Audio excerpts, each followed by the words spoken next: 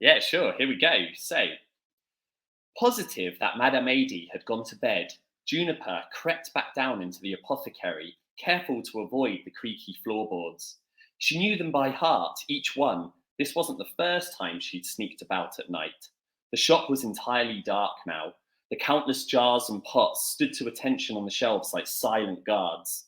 Luckily, jars had no eyes, or voices either, for that matter, and Juniper was able to sneak behind the counter without Madame Adie becoming any the wiser.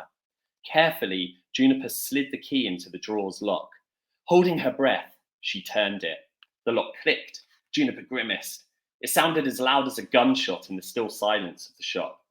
Thankfully, no one came to investigate, and Juniper pulled the drawer open, the mirror glass glinting inside.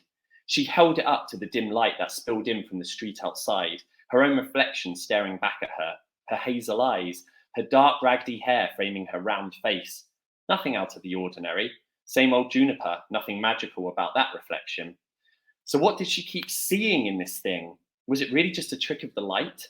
She shifted the shard around, gazing into the glass at different angles, but she only saw reflections of the apothecary. So far, so normal. What are you? Juniper whispered. Reveal to me your secrets, O strange mirror. That was when she spotted the door. She could see it behind her in the mirror's reflection, set between two cabinets on the opposite side of the shop. A door she didn't recognize.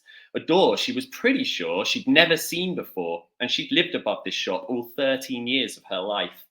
Juniper glanced over her shoulder, and a cold shiver ran down her back. There was no door, only a plain dark wood wall in between two cabinets. She looked back at the mirror shard. There it was, as clear as day. The door was only showing up in the mirror's reflection. What the? She rushed around the counter and over to the wall, feeling for any hidden cracks, searching for any concealed hinges or handles. She felt nothing but the rough texture of wood. She turned her back to it and held the shard up over her shoulder. She wasn't going mad. There was definitely a door in the reflection. A door with an ornate iron handle. Using the mirror as a guide, Juniper reached down to where the handle was in the reflection.